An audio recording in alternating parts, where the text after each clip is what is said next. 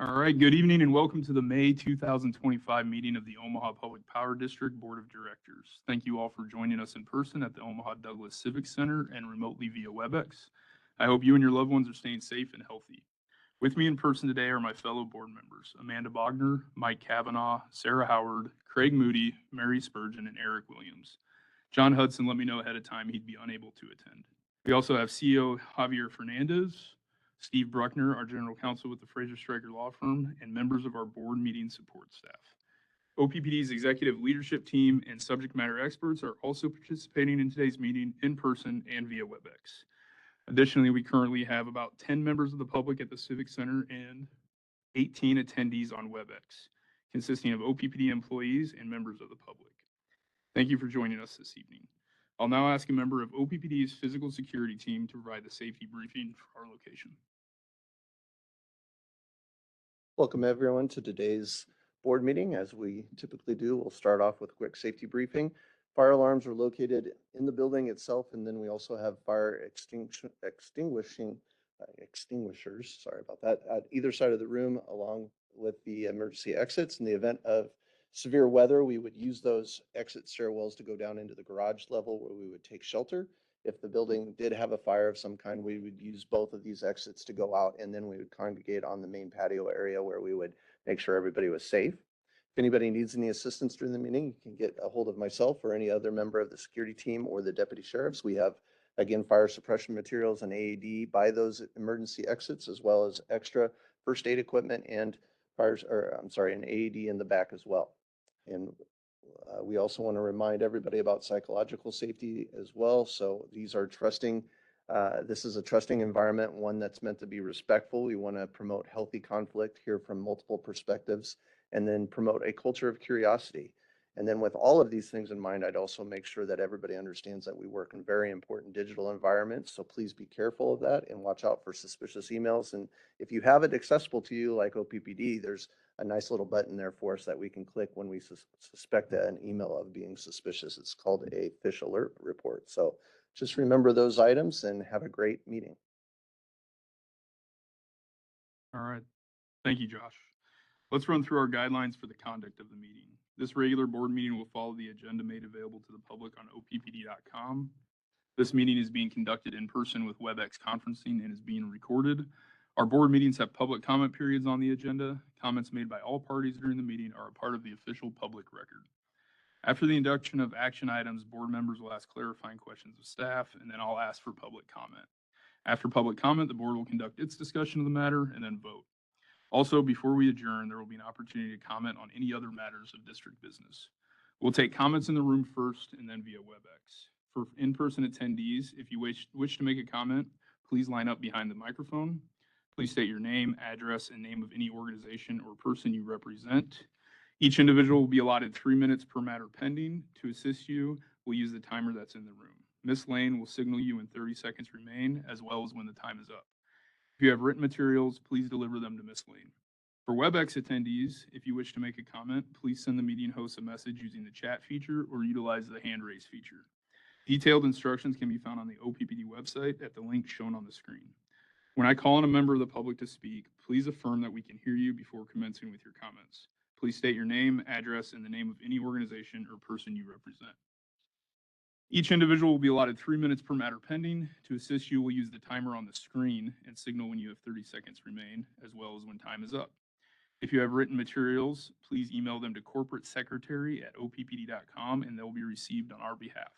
For all attendees, please direct your comments to me. I'll either respond to you directly or defer response to another board member or officer of the district. The board values and welcomes civil, respectful, clear, and concise communication from the public. During public comments, speakers should refrain from repetitious, profane, or irrelevant comments. Speakers shall refrain from polling the board as such vote is not on the agenda and is prohibited by law. Now, Ms. Lane, will you please take the roll? Director Bogner. Here. Director Kavanaugh. Here. Director Core. Here. Director Howard. Here. Director Hudson is absent. Director Moody. Here. Director Spurgeon. Here. Director Williams. Here. Notice of the time and place of this meeting was publicized by notifying the area news media, by notifying the Omaha World Herald and Nebraska Press Association, OPPD outlets newsletter, oppd.com, and social media. by displaying such notice on the arcade level of Energy Plaza and by emailing such notice to each of the district's directors on May 9th, 2025. A copy of the proposed agenda for this meeting has been maintained on a current basis and is readily available for public inspection in the office of the district's corporate secretary. Additionally, a copy of the Open Meetings Act is available for inspection on oppd.com and in the meeting room. The board consent agenda action items are as follows. Item 6, approval of the March 2025 financial reports, April 2025 meeting minutes, and the May 15, 2025 agenda. Item 7, 2025 labor agreement ratification, IBEW local number 763 and IAM and AW local number 31, resolution number 6705. Board policy revisions, BL8, GP15 and GP5, resolution number 6706. Item 9, 2024 Annual Health Plan Report, Resolution Number 6707. Item 10, SD3 Access to Credit Markets Monitoring Report, Resolution Number 6708. All right, thank you. If there aren't any corrections, changes, or additions to the consent agenda items, I need a motion and a second to approve them. Motion to approve. Second. We discussed these action items at the All Committees meeting on Tuesday, May 13th. Are there any members of the public in the room that have comments on these consent agenda items? If you'd like to make a comment, please come to the podium. David Bagley, 4611 South 96th Street. I'm speaking with respect to items 7 and 8. Your labor agreement, boy, you pay your people good union wages. And I learned down in Lancaster County that none of these solar and wind projects hired any union people to build them. And they don't need any union people to run them. So it's really very surprising to me that you Democrats have not worked to add more well-paid union jobs to OPPD. Now, we've got this policy about elections. Well, me being kind of a word person, you say here in your third bullet point, officer elections shall be conducted in an open, transparent manner. Then in the next sentence, you write, or the third sentence, you write, unless we want a secret ballot. Those two things contradict each other. Finally, you've got your new policy GP15, where you strike the word electric generating asset. And I'm just wondering now if this is some kind of sub rosa policy to eliminate nuke power from OPPD. I hope not. Certainly hope not. So thank you very much. Thank you. Seeing no other members of the public in the room, is there anyone on of the WebEx that has a comment? Please send a chat to the meeting host or use the hand raise feature in WebEx. Telephone users can press *3 to raise their hand.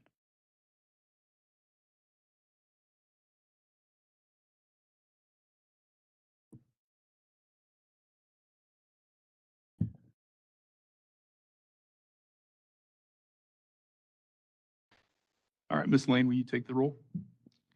Director Faulkner, Yes. Director Kavanaugh, Yes. Director Core, Yes. Director Howard. Yes. Director Hudson is absent. Director Moody, Yes. Director Spurgeon, Yes. Director Williams. Yes. Motion carries 7-0. The board discussion action item this evening is item 11, Transmission and Substation Contract Alliance Engineer's Certificate to Negotiate, Resolution Number 6709, which is showing on the screen currently. I move the approval of the resolution. Second. Great. We discussed this item both in closed session last month and in open session on Tuesday. Do any directors have any technical clarifying questions of staff at this time? Additional information necessary? Nope. Sounds good. Thank you. Are there any members of the public in the room that have a comment on this action item? Please come to the podium.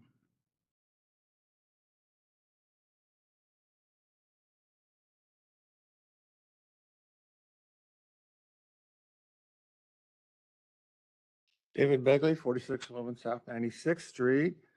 Well, I read the memorandum to Troy Vaugh dated April 25th, 2025. Says you're gonna need to spend $1.5 billion to improve the grid, 265 miles of new and rebuilt transmission lines, et cetera, et cetera. You may need even more. And why is that? I'll tell you why. Big part of it is all this unreliable and expensive solar and wind that's all over the place. And that's all part of the so-called hidden cost of these free renewables. You've got, the Lazard low levelized cost of energy doesn't include stuff like this. 1.5 billion, that is a pile of money. That's basically 1 year revenue that you're going to have to lay out for this.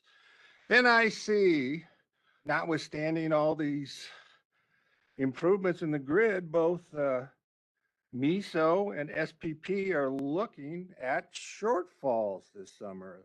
Translation, blackout. So I'm reading from Utility Drive. The NERC, that's the big national organization for reliability, warned that a wide area heat wave, as if that's never happened in Nebraska before, could drive high electricity demand and force generators offline, quote, leaving operators with insufficient flexible resources to counter wind resource variability. Big surprise, wind is unreliable. You could have blackouts this summer. So, wow, that's a real problem. You've been warned many times by me about this. And hopefully you get your nat gas turbines online real soon. Thank you very much. All right, seeing no other comments in the room, are there any members of the public on WebEx that have a comment?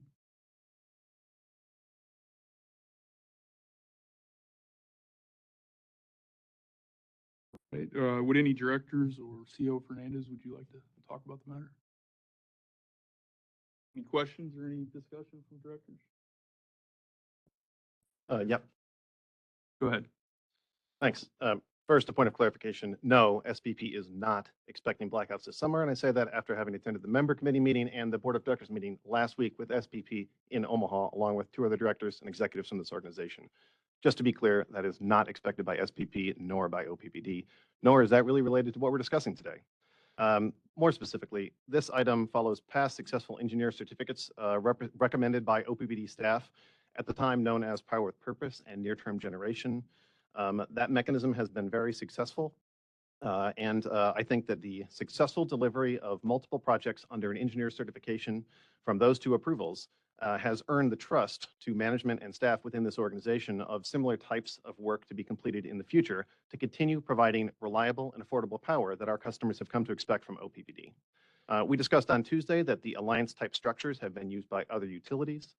And OPPD has in fact used the alliance type structure in other areas, specifically with acquisition of steel equipment necessary for ongoing operations within our district. So I'm very pleased that management has had success with this type of structure in the past, that they have come to a recommendation for how we can successfully deliver the expansive scope of work that's necessary to continue to grow and meet the rapidly expanding demand within our service territory while we continue to provide the affordable and reliable energy, again, that our customers have expected from us and that we have continually delivered, as highlighted in the monitoring reports every year since I've been on the board. I appreciate this recommendation. I think this is the best path forward. We've talked about it several times in the past, and we will continue to talk about it in the future. There is a specific focus on oversight and accountability to be delivered in the updated language of the resolution by quarterly or more frequent presentations from the board, from the management to the board and in front of the public. And the board expects additional discussions on sensitive subjects in closed session as appropriate to make sure that we are delivering that oversight and accountability on all of the scope of work that's outlined here.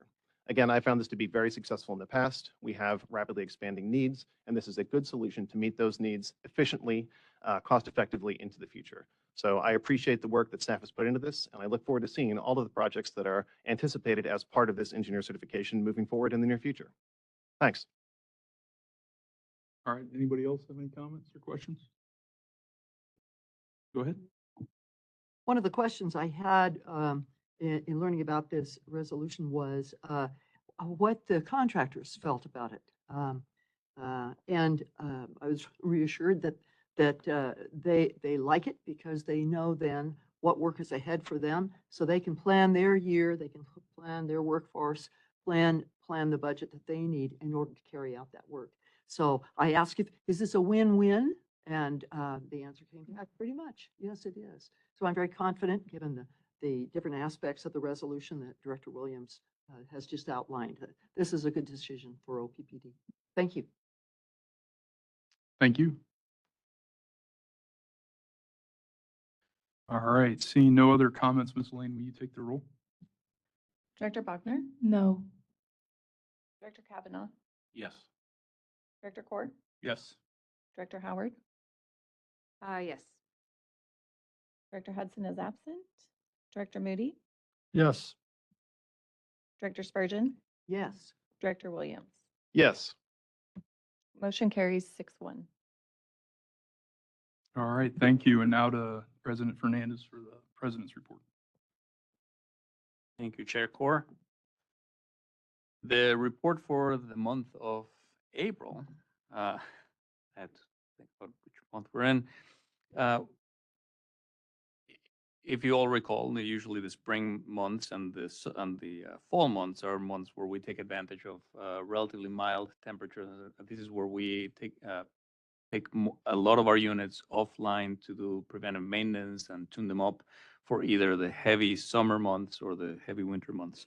That's exactly what happened here. You can see Nebraska City Unit 2 was out most of the month, and that's what explains that 7% capacity factor. We had a planned outage to bring that unit up to the standards that we have. It was an outage for 26 out of the 30 days in the month.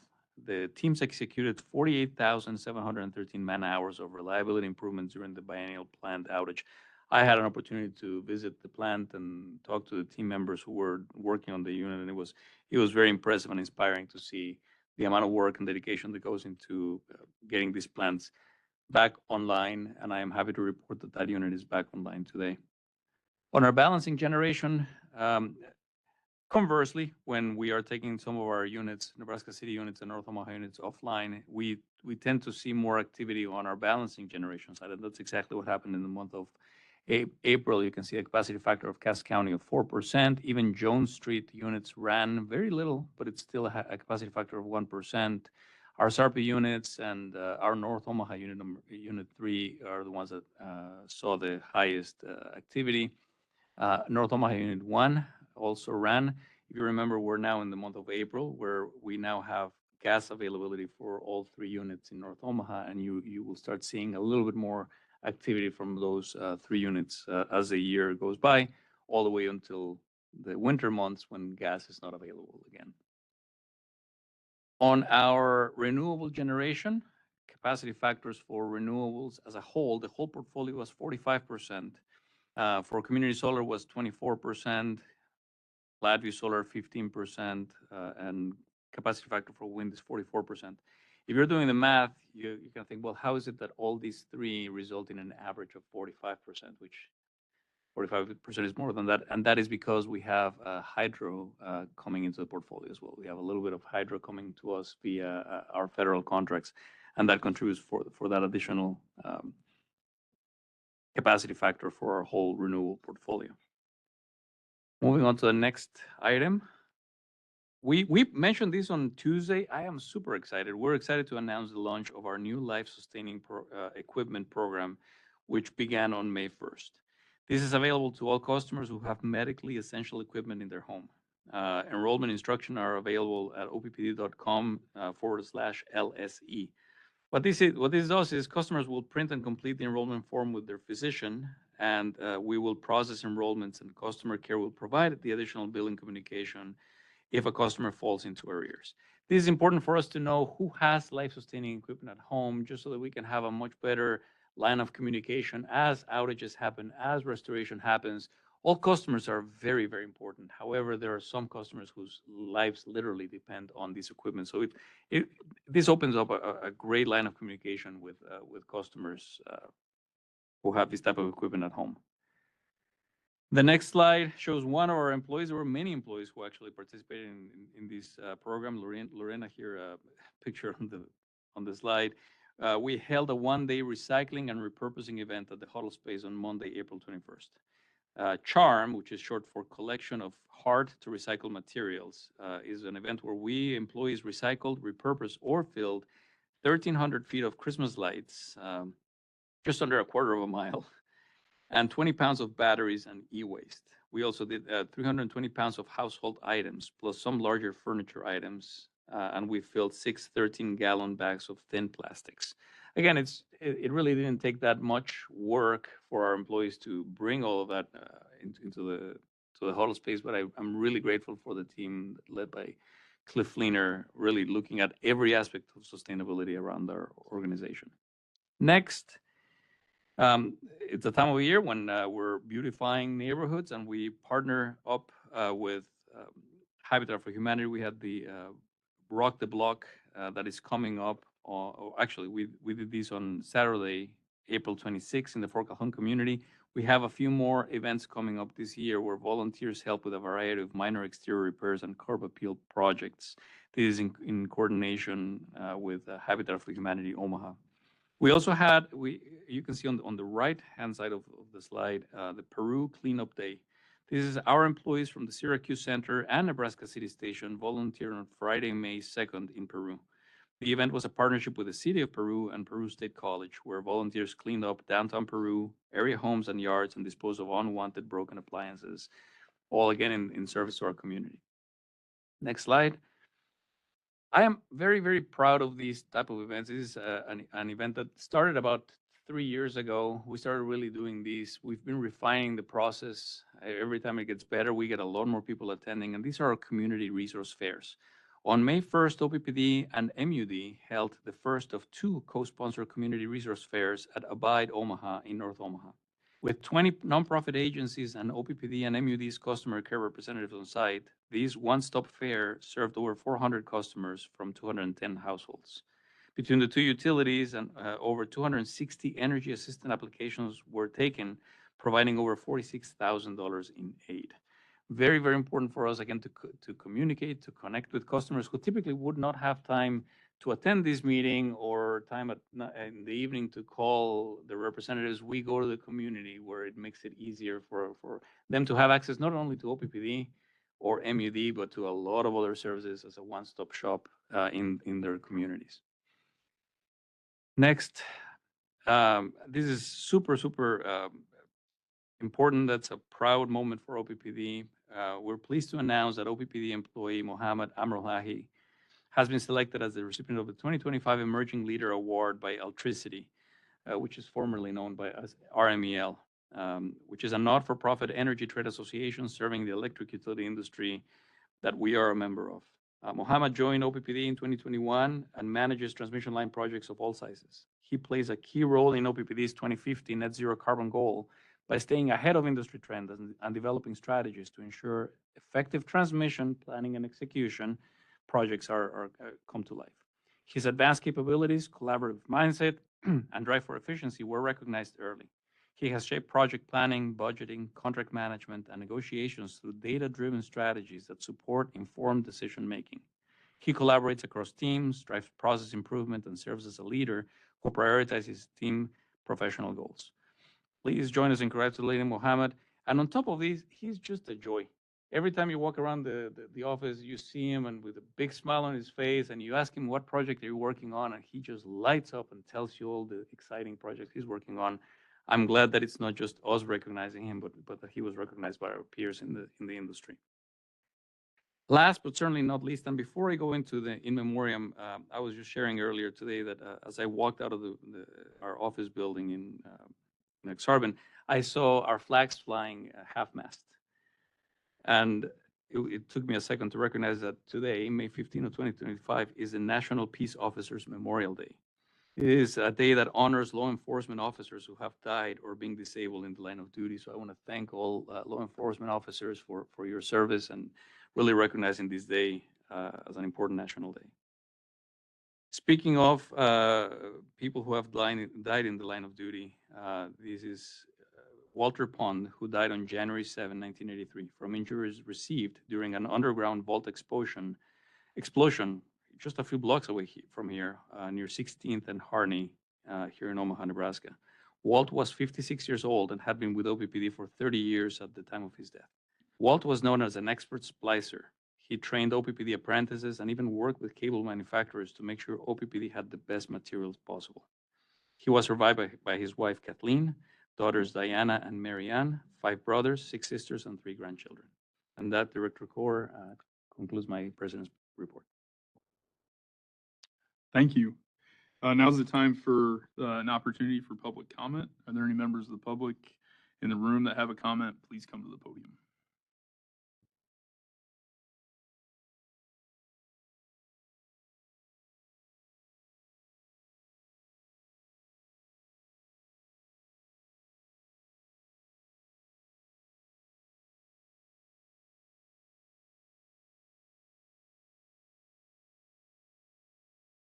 David Bagley, 4611 South 96th Street. Well, previously, I was just reading from Utility Drive, what the North American Reliability Council said to SPP. I wasn't at the SPP meeting, but the big boss is saying you're burning out of power.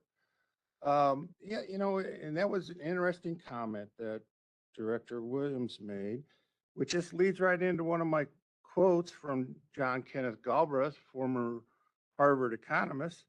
Faced with the choice between changing one's mind and proving that there's no need to do so, almost everyone gets busy on the proof. So Warren Buffett's retiring and Charlie Munger has passed. I'll really miss the two of them. And the last annual report, Mr. Buffett wrote, "The real failure doesn't occur when mistakes are made, but when they aren't addressed." Charlie Munger said, "Problems," he would tell me, "cannot be wished away. They require action, however uncomfortable that may be." Your problems were, and still are, how to replace 484 megawatts at Fort Calhoun, how to satisfy the unprecedented demand for power in order to grow the Nebraska economy. The board's answer has been, for the most part, with a few exceptions, more unreliable and expensive solar and wind. Earlier this month, Warren said, "It's easier to do stupid things with other people's money than with yours." So how did OPPD's competitor respond? There's Mr. Abel, Javier's counterpart, no smarter than Javier, but Greg Abel said, "Well, when the federal government was handing out free money, we jumped on it." Then after April 25th, he said, "We're not going to close any of our coal power plants because we don't want any blackouts." And then, every single day I see more reports about big build outs of new energy. Clay County, 10 billion, Arkansas, 1 billion, Arkansas, 1 billion, Missouri, 10 billion, Mississippi, 20 billion. Oh, I forgot. Oh yeah, North Dakota, 250 billion. Just today, Louisiana, $10 billion. And OPBD has nothing. And it is extremely embarrassing to me that you are missing this giant opportunity. So the last thing I want to 30 get to seconds. is April 28th, 2025, Spain blackout. That should be your signal to dump net zero. I mean, it was an astounding thing. And if the blackout in Europe doesn't convince you to dump net zero and all your unreliable wind and solar, nothing will. It's a big issue. Thank you very much. Thank you. Seeing no other comments in the room, are there any members of the public joined via WebEx that have comments on other items of district business? Please send a chat to the meeting host or use the hand raiser feature in WebEx. Telephone users can press *3 to raise their hand. David Corbin. Sir, can you hear hear us? me? Yep, go right ahead, please. Okay, thank you. David Corbin, 1002 North 49th Street, representing the Nebraska Chapter Sierra Club. First, I want to say I'm happy that you're doing away with the declining block. It was always something that was hard to understand why it was there. Secondly, I hope that you also reevaluate the fixed fee. It's one of the highest around. I don't know what's going to happen with LIHEAP, and it'd be interesting to see what you have to say in the future. And then I would hope that we would get some more information. I got an email saying that United Way is teaming with Greener Together. What many people are asking me is, does that mean we're still voting? Does that mean the people who pay into it still decide? What is United Way's role? So I'll look for that in the future as well. And as long as Warren Buffett's been being quoted, I might say what he wrote in his annual report. Climate change may have been announcing its arrival. However, no monster events occurred during 2024. My question to him would be, what does he consider a monster event, since there were 27 climate-related events that cost over $1 billion, total over 180 billion. And 2024 was the planet's warmest year on record since records began in 1850. I just wanted to get that on the record because even though Warren Buffett didn't say what a monster event was, he definitely says, my view would, we've already faced them, but even he says that they're going to be coming by whatever his definition is. And Greg Abel did say that they were going to be closing down 5 coal plants. So I wanted to put that on the record as well. Thank you.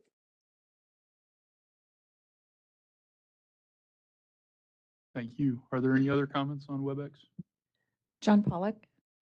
Mr. Pollock, can you hear us?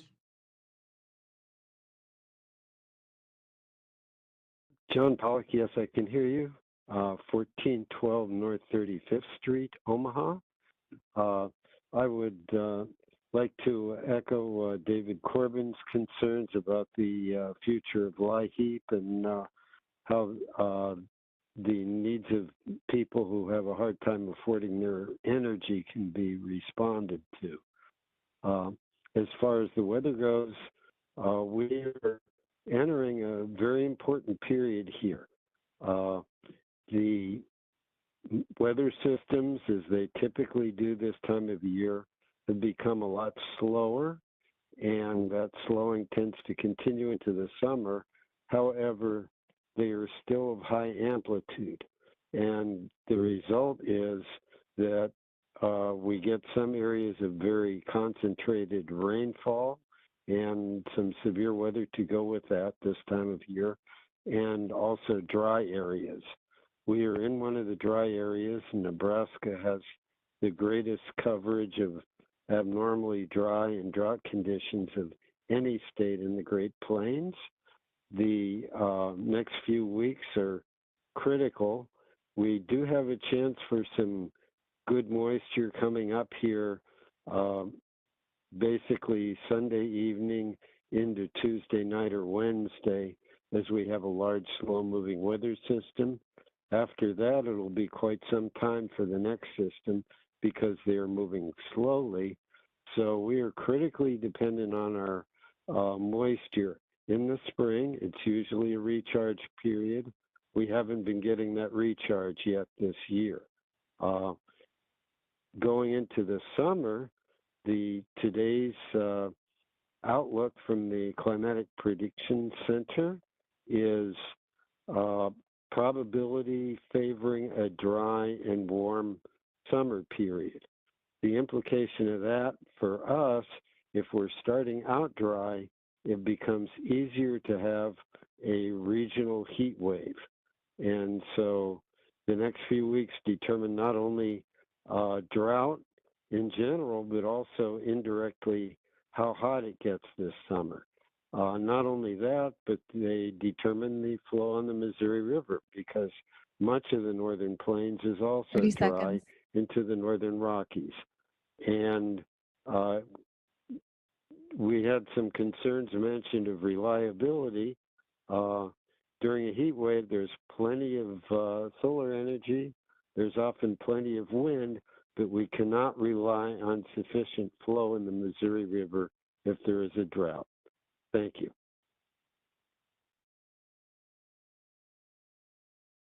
Thank you. Is there anybody else on WebEx?